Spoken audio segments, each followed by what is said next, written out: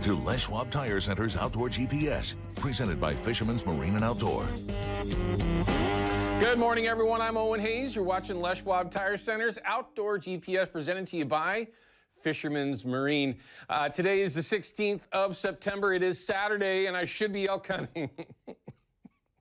I'm losing my mind. Just the other day, I was talking to my buddy. I'm like, listen, why are we still here?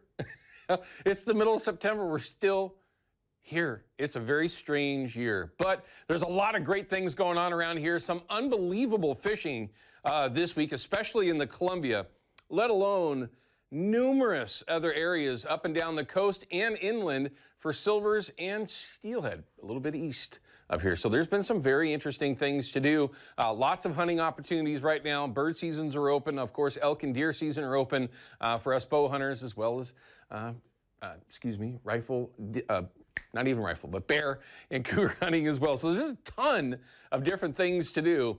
And hopefully we can give you a little bit of insight on what you can do this upcoming week. I know for me, this past week has been doing some fishing and just getting ready to get the heck out of here.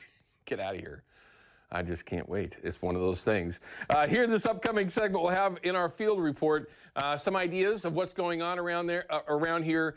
Things changed quickly this week. It went from talking with folks going, this is the best fishing we've seen ever. And then it kind of petered out a little bit. Now that's mainly below Bonneville, but there are things that are changing again today. It's crazy about the different opportunities and an extension. We talked about this last weekend, that they may extend the Columbia below Bonneville, and it turned out that they did decide to do that. We'll talk briefly about that. We will have fish counts, which will give you the reason as to why they did that, but also start to see that little bit of a slide like we will typically see on that 10-year average. So we'll have that. A reminder for the ProCure giveaway as well. And just basically give you the full rundown of what you can expect as the weather is changing going into this upcoming week. We'll check in with Katie Suniga with that here in a bit. And this is the time of year where things should be changing. And that's absolutely, well, let's hope that maybe yesterday, mid-90s is over with. I don't know about you, but I'm pretty much done with it. Special guest today is Cody Herman from Day One Outdoors. He's going to be live on the water with clients out on the Columbia chasing some salmon somewhere. And there's some pretty decent opportunities. We'll see where he's at and what he's seeing real time this morning. Hopefully, we can get some insight on how he's breaking that particular area down. And I got to ask him about those bonus fish that are out there being silvers, right? There's plenty of Chinook that are being caught. There's been some folks that were lucky enough to get that bonus fish. See maybe if he has some insight, maybe some, advice on how you might be able to take advantage of that rather than just getting your Chinook if you're lucky enough, of course, and then maybe changing gears to find that silver out there on the Columbia. But that's for everywhere. I mean, there are some really good opportunities along the North Coast as well.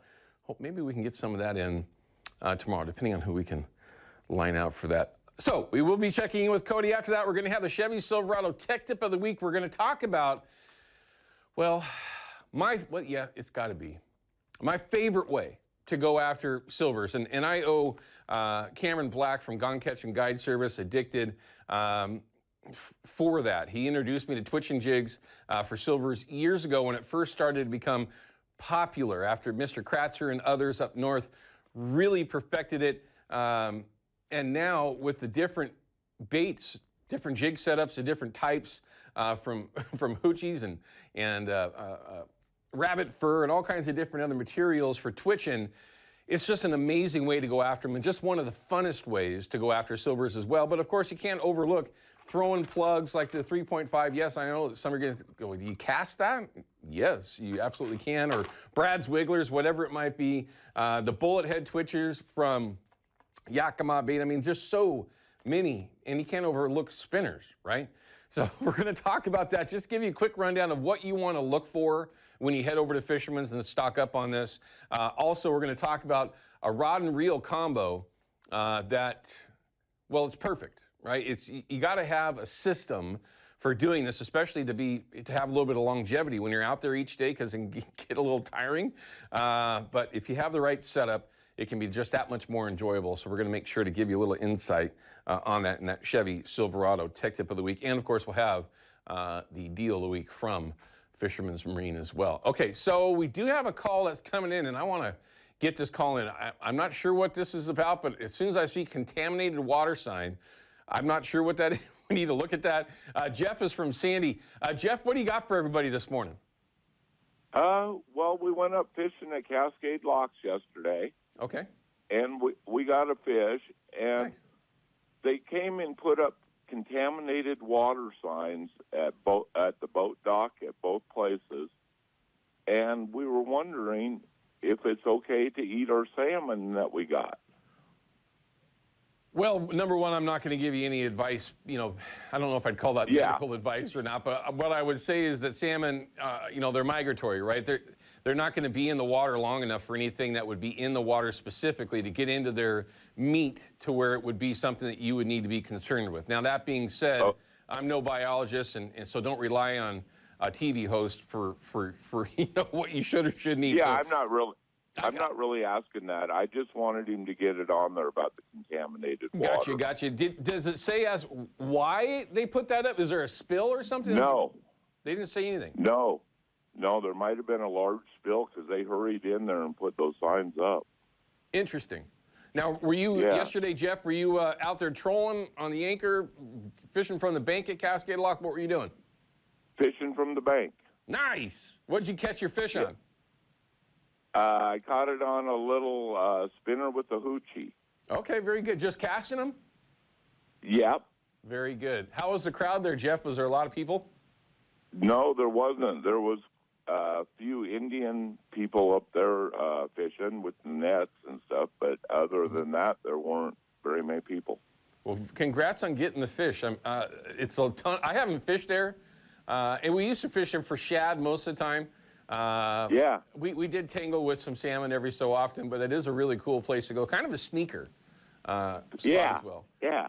Jeff, thank you for your phone call and the heads up. I wish that, you know, who knows, maybe we can have somebody, if you're out there watching, maybe you know why they put those signs up at Cascade Locks for contaminated water. We'd love to hear a reason why that is. Maybe even Ryan, who's a whiz on the old intraweb, can find something on it. Who knows? But, Jeff, thanks for your phone call, sir. Go ahead. Did Owen maybe get it on today? Yeah, I'm Owen. You're live on TV. And we're gonna try to get some sort of info for you, Jeff. Anyway, take care. Thanks for your phone call, sir. Congrats on getting that fish yesterday. Okay, so like we always do, we try to give you a few ways that you can send in photos, and there's certainly more than a couple ways that you can do that. Facebook, through our Fox 12 app. And others, of course, website. But we're going to show you the easiest way to do it. And here's some great photos that everyone's been sending in. Elisa's birthday fish. See, there's a great birthday. Nice fish, too, by the way, just a dime. Every fish that I saw caught yesterday was just a dime, except mine. We'll talk about that. Okay, so here's another one of her actually fighting the fish, it looks like. And the weather's just been phenomenal, obviously. Again, this upcoming segment, we'll talk about that, what we might expect as far as a change there. But enjoy it while you can. Fishing's great, and the weather's been good, borderline hot. Leo's first big, it's the Mackinac. Nice fish. Yeah, that's a toad. Grandpa, Dwayne, thanks for sending that in. And you can do it too. We're going to get there. We'll show you how you can do it. Another Chinook. And it's a little bit brighter than I saw yesterday. Ryder's first salmon. Rich, thanks for sending that in. And they're spread out everywhere, everyone, from bottom of the river all the way up as far as you can go. I mean, this is the time. Yoshi's first of the year. Jeff, thanks for sending in. It's just a dime. I mean, there's a lot to be said for the time of year. You can run across different species, different versions of Chinook, where they can be a little bit darker than others. Again, I'll mention mine in a bit. But anyway, Fox 12 app. Once you download that, go over, find Outdoor GPS. It'll tell you how and where to upload your photos and video. We're not getting enough of those. We have had a few, but we'd love to see some more video. If you have one, and I know you're out there, send it over. We'd love to show you off. It gives us something to talk about in our opening segment Saturday and Sunday morning. So there you go. Lots of ways that you can do it. Don't be shy. If you're a Facebooker, you can go over there and find us on under pages, hit like, and you can follow along with what's going on, especially going into hunting season, duck season in particular. Oh my God, I can't wait. This is just a great time of year to be here. It is. All right, we're going to cut to, I'll get sidetracked in a hurry. We're going to cut to a quick break. When we come back, we're going to have my field report. When we come back, your fish counts. Also, we're going to check in with Katie and find out what the weather is going to be like this upcoming week. And I'm just hoping that it starts to get cooler and stays there. Maybe a week or 2 or 3 or 5 of rain. That'd be good too. We'll be right back with more Outdoor GPS in just a minute.